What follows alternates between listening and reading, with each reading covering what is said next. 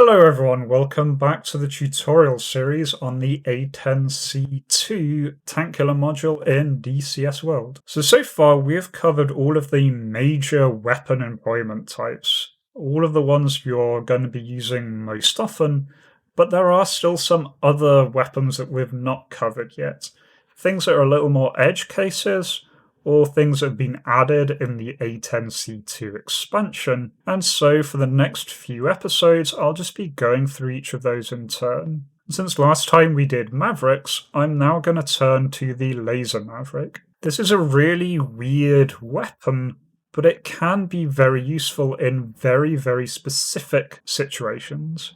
This was introduced in the C2 expansion. The Legacy A10 does not have access to this, and initially I found this really disappointing, but since then I have realised its main use case. So let's take a look at employing this and just getting some practice.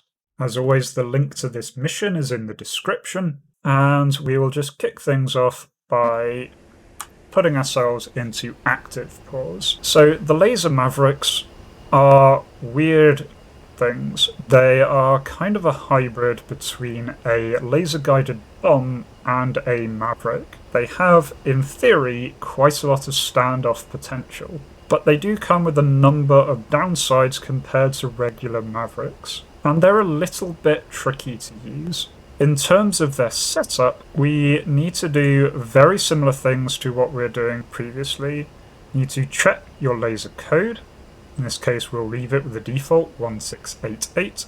And just like regular Mavericks, you do need to power these on in advance to reaching the target area. So you want to click this EO button, it'll say EO off by default, and give it about 5 minutes to warm itself up. Now, the head of this, we can see a very different display to what we saw with the Mavericks. Regular Mavericks look a bit like a poor man's targeting pod here, but now we've got this weird 1980s type display. What this is doing is this is just a camera, but this is a camera looking for high intensity laser pings. It's looking for them with the frequency that is entered above here. You want to change this code. Easiest way to do that is to go to your DSMS page. Go to Inventory, select the weapon.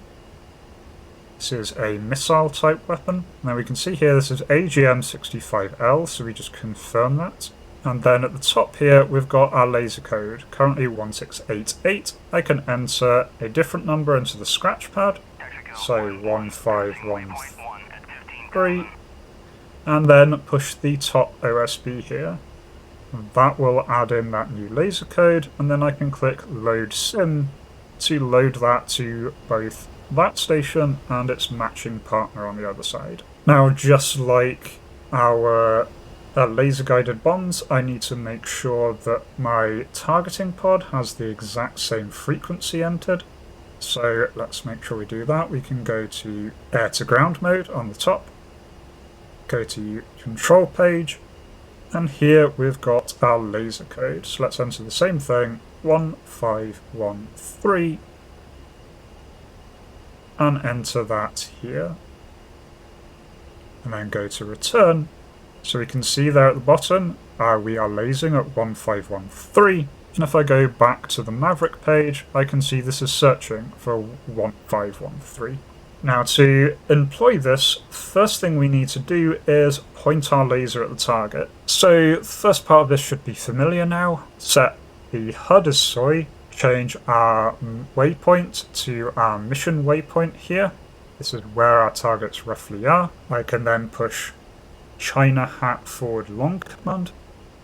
We'll align all active sensors with my target. In this case, our target over here. I can then select my TGP as soy with the coolie right wrong command. I'm going to turn this on to infrared mode with boat forward, just to make this a little easier to see.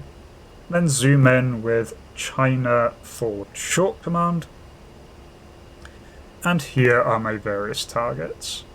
I can use data management switch up and down to do the optical zoom in and out.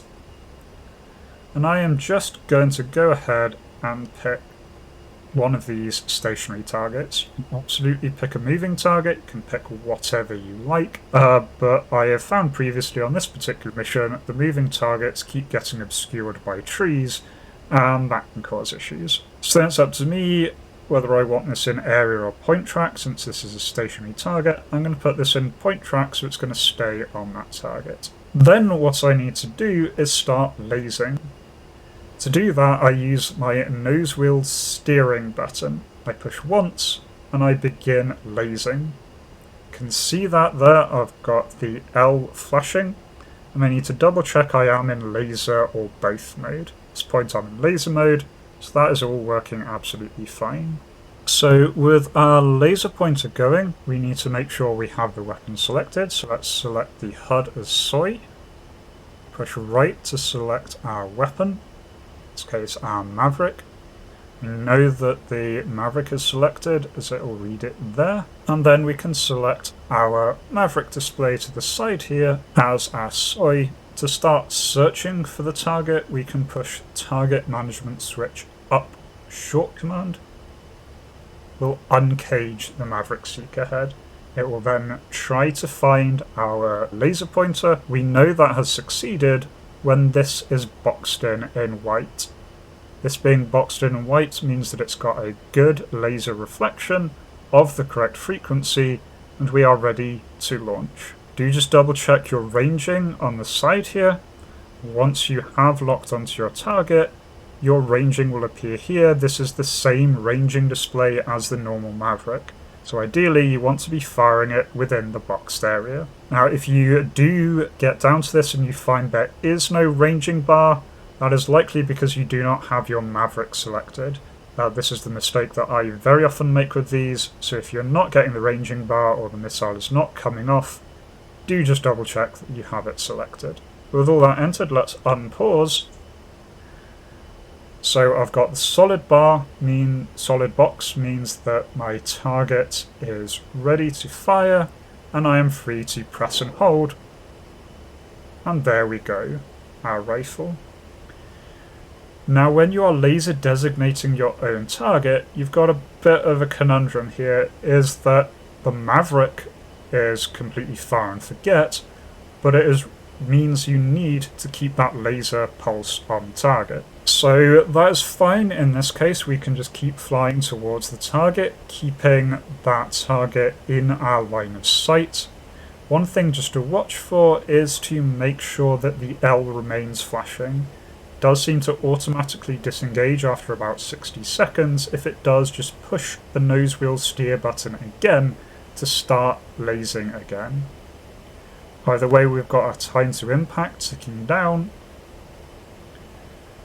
and it sometimes takes a little longer than estimated,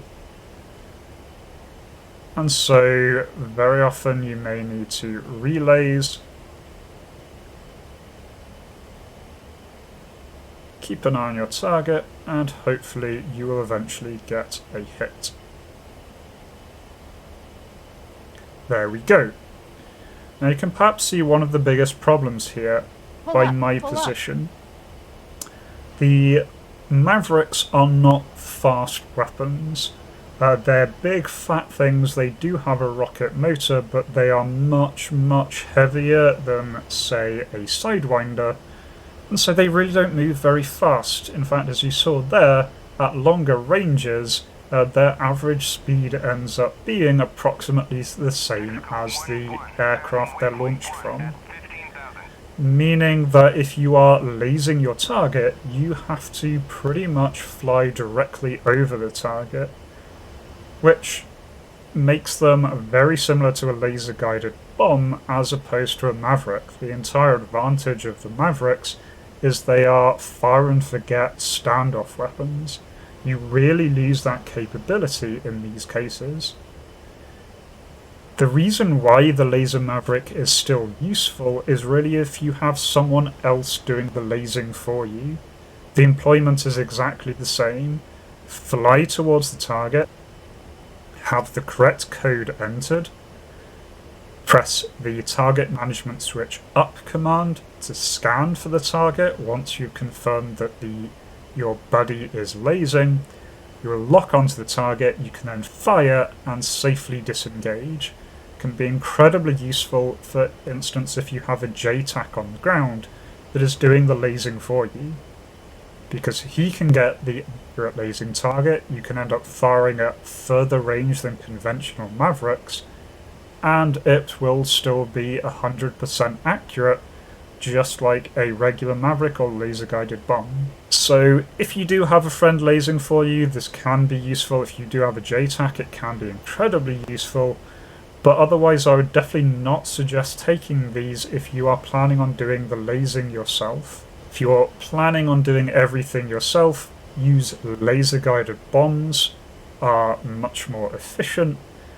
Or really, if you want that standoff capability, use the regular Mavericks. So these are very much a niche weapon, but they can sometimes be very handy. If you have any questions about their employment, do just leave them down below. If you're enjoying the series, do consider leaving a like and subscribe. And until next time, hope you remember to be kind to yourself and everyone else. Cheers!